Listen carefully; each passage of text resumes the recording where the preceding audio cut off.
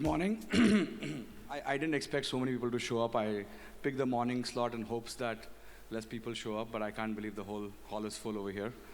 Okay, quick question. How many of you use CRED over here? Okay, that's good. Uh, how many of you are using ChatGPT? How many of you are using it more than 10 times a day? How many of you are using it more than 30 times a day? Okay, that's good. Um, how many of you are developers who code? Okay, awesome. This is good. Um, okay, so let's start with understanding what's really going on with the world. One of the things that humans have been extraordinary versus any other species is to become more and more efficient at doing things, and therefore we control the planet. Okay? If there's a simple way to understand, we take it for granted that we are the rulers of the planet. We became the rulers of the planet because we figured out how to become more and more efficient at doing things. And there is no end to efficiency. If I asked you to imagine which product or service was more efficient 100 years ago, you can't imagine any product, right? In fact, if we brought somebody from 1925 today to this event, they will think we are gods, right? They will think that we have this amazing technology to be able to order food in 10 minutes, talk to somebody across the planet, travel across the planet, do all sorts of crazy things, solve most diseases. All of these are absolutely nuts for most people. The only problem is the rate of change now is so fast that people in 2025 cannot imagine what 2035 is going to look like, right? I mean, we forget this, but smartphones did not come not too long ago, right? And most of you have observed one thing, that all the younger family members you have in the family are just insanely more efficient at doing things, right? If you looked at all of you who raised hands at ChatGPT, you should look at how a 10-year-old, 12-year-old, 14-year-old is using ChatGPT. It's just nuts, right? So we are living in a world where each product, let's say human product and versions, let's call it the next generation of the version, is becoming hyper efficient at doing things. By the way, one of the common thing that will always remain perpetually for humans is always thinking the next generation is ruined and the previous generation or our generation was the best. Okay? This has been true for thousands of years, will never change. But it is always true that the next generation is significantly more successful than the previous generation, as much as we think that they're useless. Right? Think of them as app versions. Now the problem is that the world is changing so quickly that our ability to retain ourselves is getting really questioned. Okay, let's just imagine a hypothetical scenario. Let's say when an AI makes a mistake, you can correct it, and forever it will remember that mistake, and all the generations 4, 5, 6, 7, 8, 9, ChatGPT will remember that. The problem with humans is, imagine all of you will probably already have a kid or will have a kid. The kid is born as a complete factory reset. And back in the day, you had to train them for 5 years, then 10 years, then 20 years, then 25 years to make them capable to work in the workforce that we have today. I don't know how many more years we'll have to train them to become competent to work in the workforce that exists today. Most of you who are in college are wondering, whatever I'm learning is even applicable to the world right now or not. How many of you are students over here? Okay. I have good news and bad news for you. Good news is, you don't have to wait for your college to tell you what to do and accelerate yourself. All the knowledge is out there available for you. Bad news for you is unless you have discipline and motivation of your own, you're not going to make it. Uh, I'm a unique founder in the tech ecosystem. I'm a philosophy major who's doing tech. But I think that is true for every student over here. You can decide to be anything as long as you have the ability to learn and compound yourself. So let's imagine the world post-AI for a second, right? Many things that we think about are going to not be there and not be relevant anymore. First and foremost is all the things that we thought are expensive might not be expensive anymore. Any doctors over here? Okay. If I may ask you, ma'am, as a doctor, how are you using ChatGPT or any other AI tool? Can anybody give a microphone over here, please? Or I can give it to you.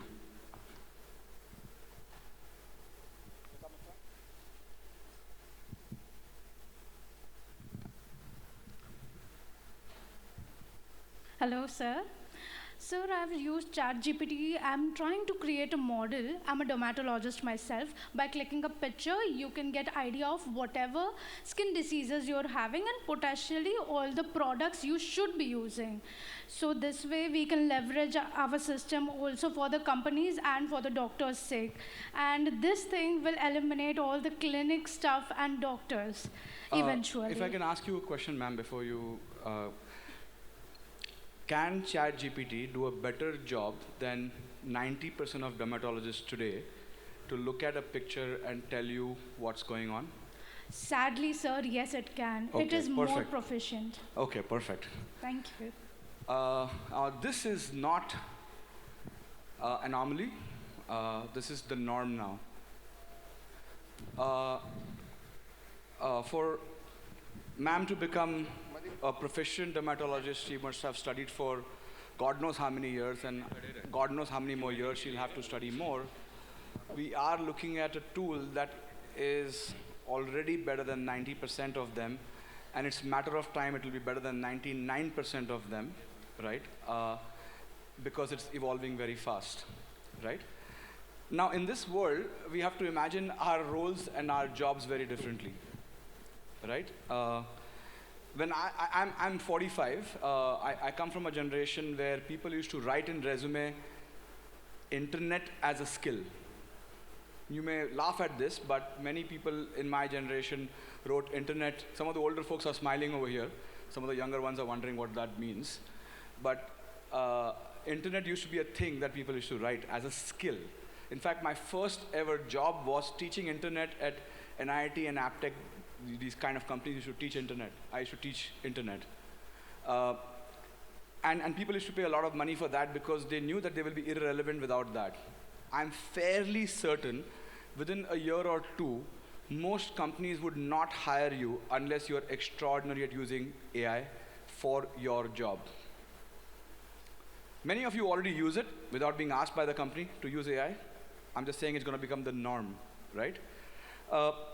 So we are leading to a world where everything is rapidly changing and everything will become hyper efficient, and because it's hyper efficient, it might become hyper cheap because the cost it took for diagnosis for that dermat situation is now literally maybe not even 5 paise. It could be 1 paise also, right? Or it could be free. Most of your experience is for free, right? So the thing is that, what do you do with that? Now, okay, what do you, after the diagnosis, by the way, it may be also very good at telling you what the treatment is, it's just that it's not doctor certified. But how long can you hold the certificate and fight that battle? So we have to imagine our life to say that, what am I going to do with it? And change the things rapidly and become, so if I have to tell you one thing that you all need to do, is accept that unless you become extraordinary at learning almost everything in less than 24 hours, the future is going to be very, very hard. Now, it's painful to constantly learn. Many of us think, "Aare degree ho gaya, bas, abhi that's it, I will never look at a book again, I'll never look at these things again."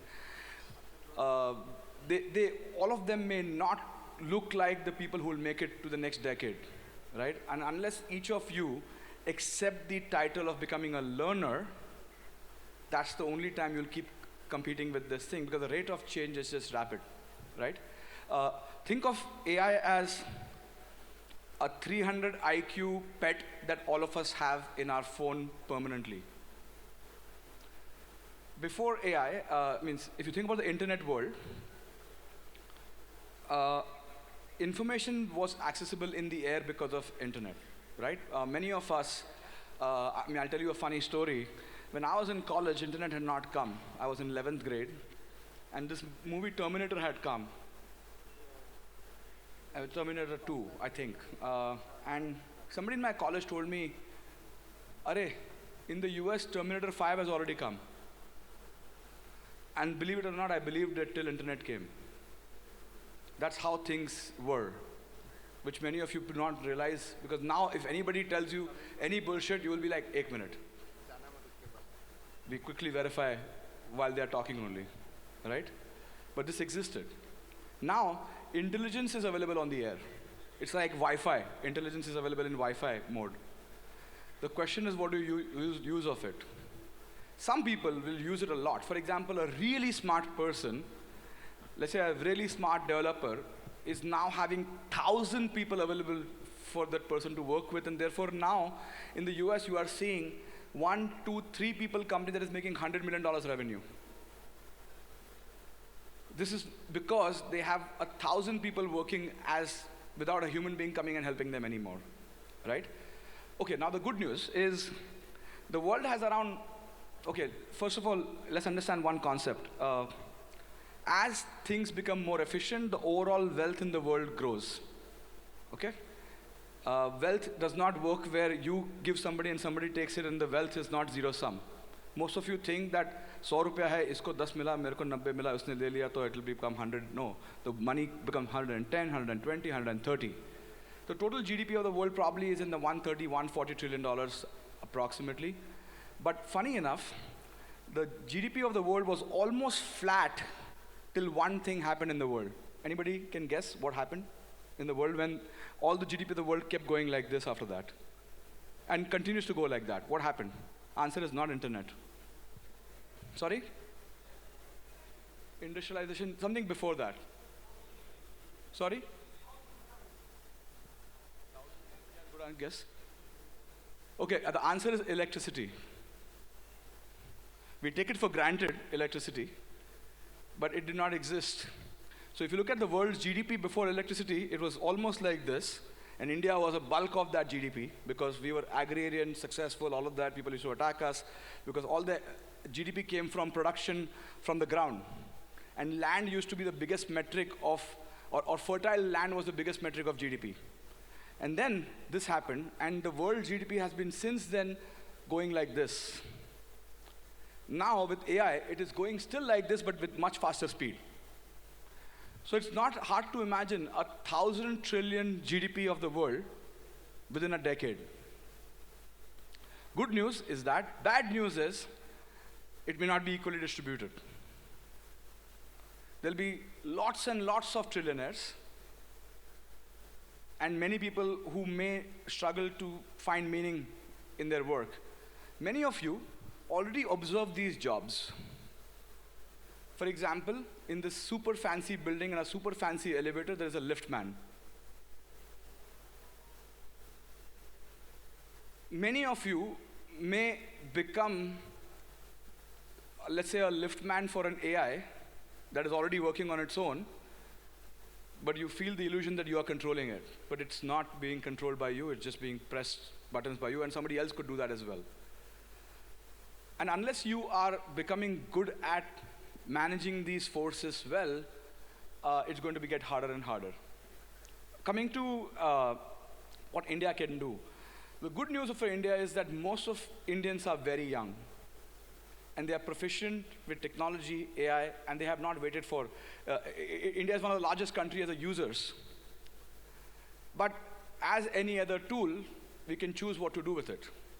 When internet came in my college, nobody was doing research and finding out things about the world. People were going and finding some celebrity's picture, some chatting with some stranger, and all the wrong things that you can do with the internet. Nobody started using internet for, oh my God, I'm going to get smarter. Nobody did that. Most of you, how many of you have taken a friendly advice from ChatGPT? Most of you. My guess is close to 35 to 40% of all ChatGPT users is almost becoming your friend. But the scary part of this is that the younger generation is being raised by AI because they can ask unlimited questions versus their parents who do not have time for them. Probably the parents are busy watching short videos. And that is causing them to get insanely smart. Okay, I've gone all over the place. I've portrayed a picture for you, right? What to imagine this in the world of fintech. First of all, as the world gets more chaotic, you will see barbell behavior. Let me explain what is barbell behavior. When it comes to investing, you will see people go extremely conservative with their investments or extremely risky with their investments, right? So you will see a lot of speculative stuff, a lot of that. Let's say the whole meme coins is not an accidental phenomena, right? You think that the world is it's too much, too hard to process, let me take more risk. Some people will get extra conservative and say, let's say buy gold, right? It's going to go in this, people will not take the middle path. You will see that same thing in relationships also. People, like in COVID, many of you noticed that people either ended their relationship or quickly got married. Like they just stopped stalling, right? So these crises have these unique opportunities where people fast forward their decisions, right? And I think this causes a very peculiar behavior, right? You will see many companies who are either of these sides will do well. Coming to imagining things like customer support, I used to run a large BPO company before. Not a well-known fact, but many of these operations-heavy tasks that just requires humans to play a human bot will not be needed anymore. The new bots that are coming with Indian voice and Indian tonality is actually super good. You may realize that many of the jobs that we have today may not be needed, and people have to reskill and upskill very quickly, right? But the thing is, it's happening too quickly. Most people in the generation or generation before had to do one job and one skill and probably lasted 30 years. And they could just do the same thing again and again. But we are entering a time where we will not be able to do this unless we upgrade constantly, and the upgradation is required much more frequently, right? Now, let's imagine more things. Once upon a time, how many of you are from financial services over here? Fintech, financial services? Okay, quite a few. In the past, some sectors were considered to be good to lend, and some sectors were considered to be risky to lend, right? So salaried people were considered good to lend, doctors were considered good to lend, CAs were considered good to lend. I don't know in 5 years from now you can say the same thing.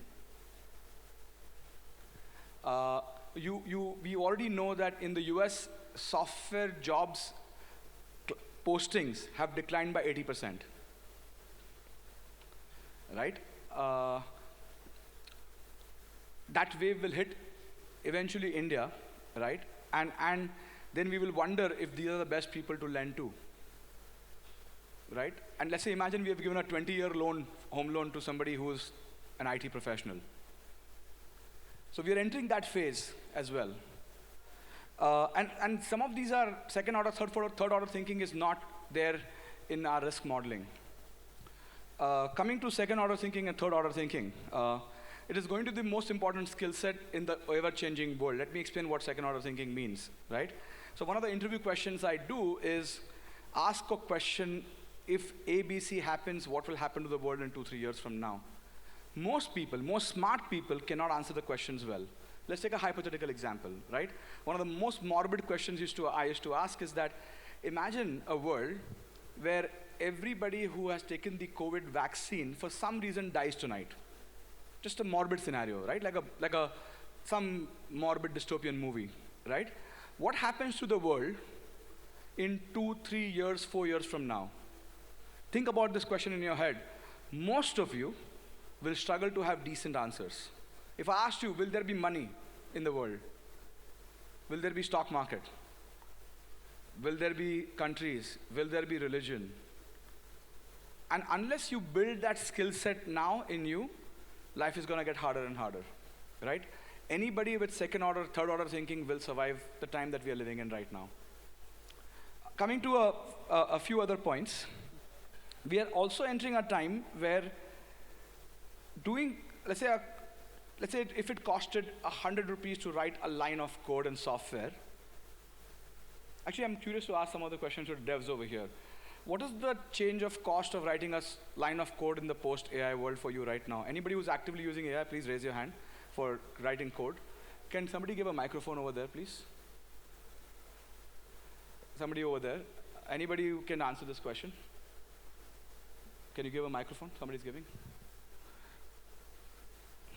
Can somebody pass the microphone on, please? Somebody behind.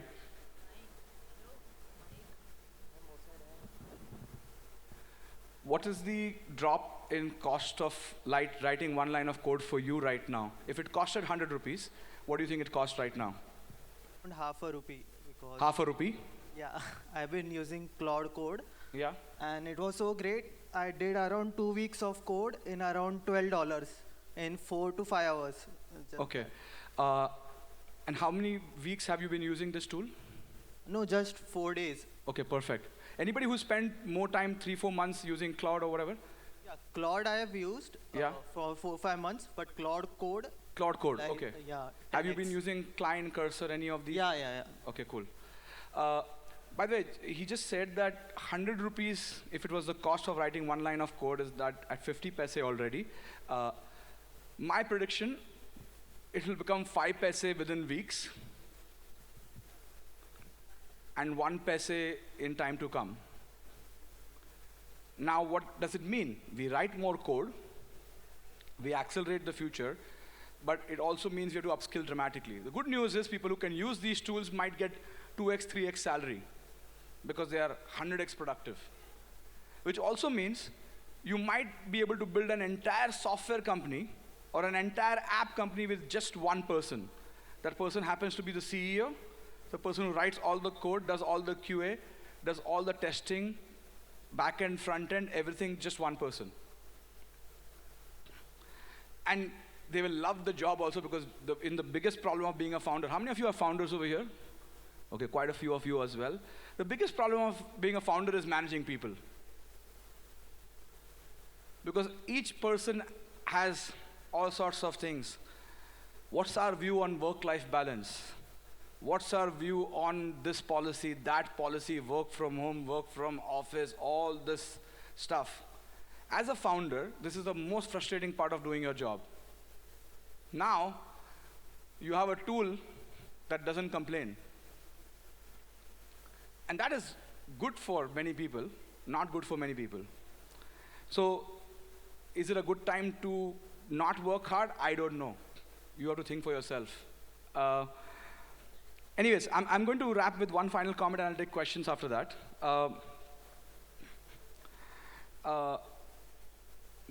We have to understand that many jobs from the world were outsourced to our country, and many of you are employed because it was expensive to do it in expensive countries. You heard from one person what the cost has dropped to. It is significantly cheaper than sending to India. Which means all this work that existed and moved to over here will move back. Which also means you could use this tool and serve them and drop the cost even further or become extraordinarily good. So the boundaries of the world, which was arbitrage based on pricing, is gone, and now it's all about who is more competent to do the work completely. One final comment. This is a great time for senior people with a lot of domain knowledge and context and judgment. It is harder time for people who are fresh, young, don't know how to use these tools. And I would urge for the younger folks over here that do not wait for a sign. Treat this chat as your sign to really accelerate. Thank you. Okay, I'll take questions.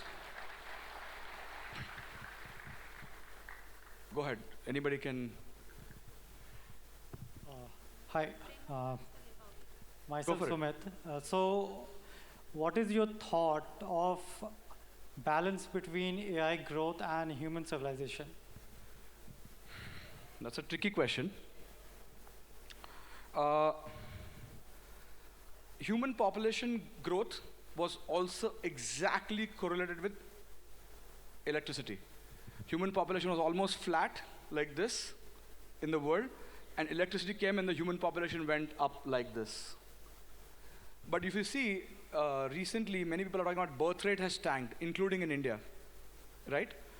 Birth rate basically means if people do not have more than 2.2 kids on an average, the population will not sustain, right?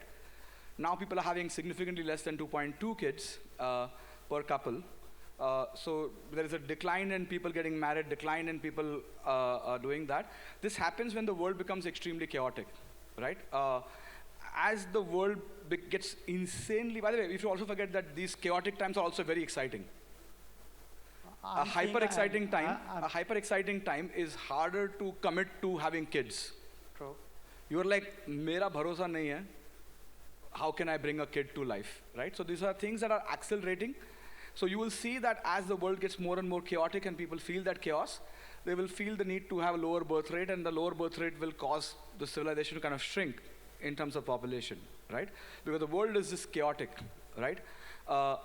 And when that happens, right, we have to do some extreme measures to kind of bring that civilization. By the way, in many countries, the birth rate is already at 1.8, even scarier numbers, right? I did not expect to India drop the birth rate, but India has dropped on its birth rate, right? China has dropped its birth rate. So what will happen is, as a civilization, we will see a lot more wealth, but as the birth rate is declining, now the scary possibility is that we may not have enough jobs to keep people engaged, right? And unfortunately, we'll create these jobs to keep them occupied.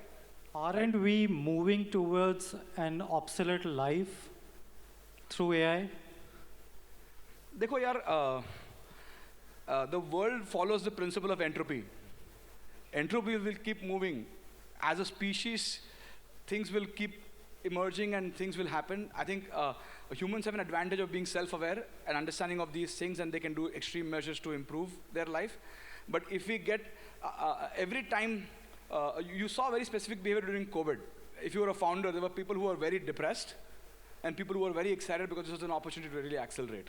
To me, every big change in the life is an insane opportunity to really accelerate and move forward the entire species. Or we say, oh, we start getting existential and say, oh, boss, ye kya kare? I can tell you right now, I'm insanely excited. And I would urge everybody to be insanely excited versus worried about all these dreadful things. Yes, you should always keep this in back of your mind, but not live for that.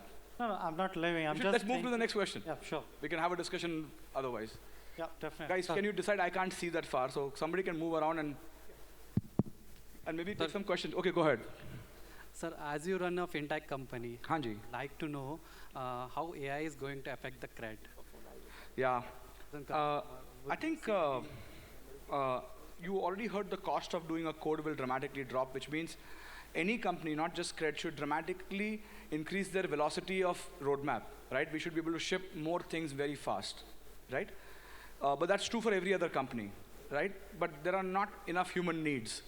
So if everybody accelerates and be able to build software very quickly, right, we will all be kind of competing in each other's territory, right? And as a country, our per capita income is not big enough to serve so many companies. So each company will have to think about looking at going in international markets. It may not be easy for fintechs because they are regulated businesses, you can't just do there. But imagining much more work from the same amount of people. For example, our business has gone multifold, but our headcount has remained flat for the last 2.5, 3 years, right? So what will happen is that more work will be done by less amount of people, and we can expect more things to be done. But I do believe that CRED or any other company will start hiring more high judgment people versus people who can do work, right? There are many people in the world who just do work, and somebody else takes the judgment. Now the high judgment people don't need people to do work. They can just use AI to do work. So we will see, like we would want to concentrate more high judgment people in our company so that we give a platform to do more work. And we might expand into more things that we would wish to do in 2030 and 2035. We might imagine to do these things faster. So, but I think the reason I'm excited because I can truly imagine, let's say, a one line of business completely been done by one person end to end. That's a very exciting possibility. Cool. Something in the behind somewhere? Sir. Where do I look? Sir. Yes. So, sir, how would the job opportunities in India in the near future change with the advent of AI for the young generation? I have a feeling that people will look for high judgment AI generalists versus these domain expertise that were split into, oh, you are back-end QA and front-end QA and this and that. We had so many of these segregations of jobs and so many titles, data science, ML specialists, all of that stuff. They will become these merged full stack people. And that's not just for engineering. Most jobs will become full stack in nature because AI is now able to make you a full stack.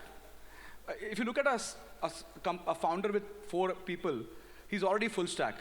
HR भी वही है, and marketing भी वही करता है, sales भी वही करता है. So what happens is that you will see more full stacking of people versus kind of all these small slivers of businesses, social media, Instagram manager, like these things versus like I run all marketing, I run sales and marketing, I run growth, which includes sales and marketing. So you will see stacking emerging more and more.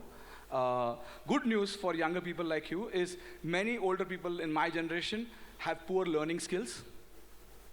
So your ability to become full stack is much higher than some of us. Human brain has a natural problem of hating new things. So I often say that the sign of aging is when you stop liking new music, new type of thing, new things. So you know their brain has become not growing, right? So when you like new things a lot, new experiences, this, that, those people you should be scared of in the older generation. Okay, cool. Move something behind one question. I'm going to go after that. The time's up.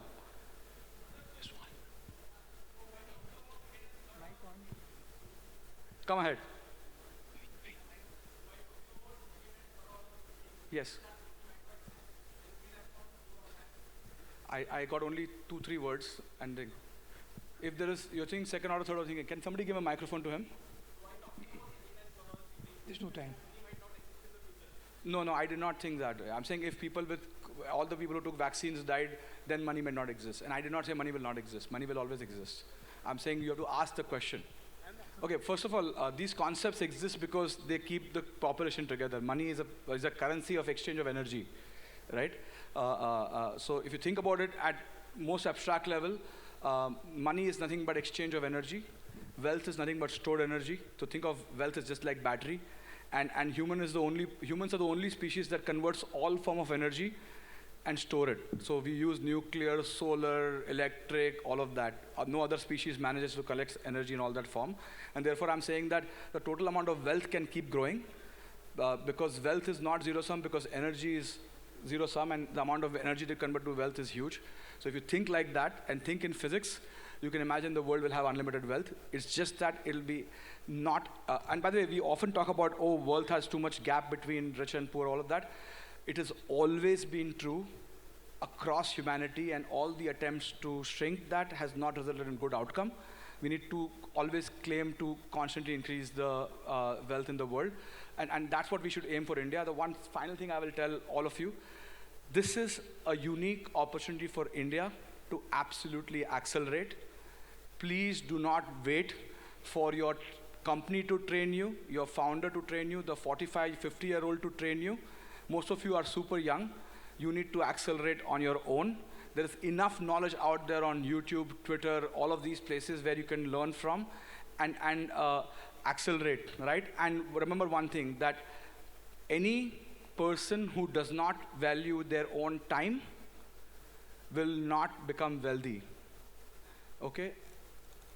Which includes, you have to ask questioning yourself that, is it worth coming to this event and wasting your time? Okay, on that note, bye.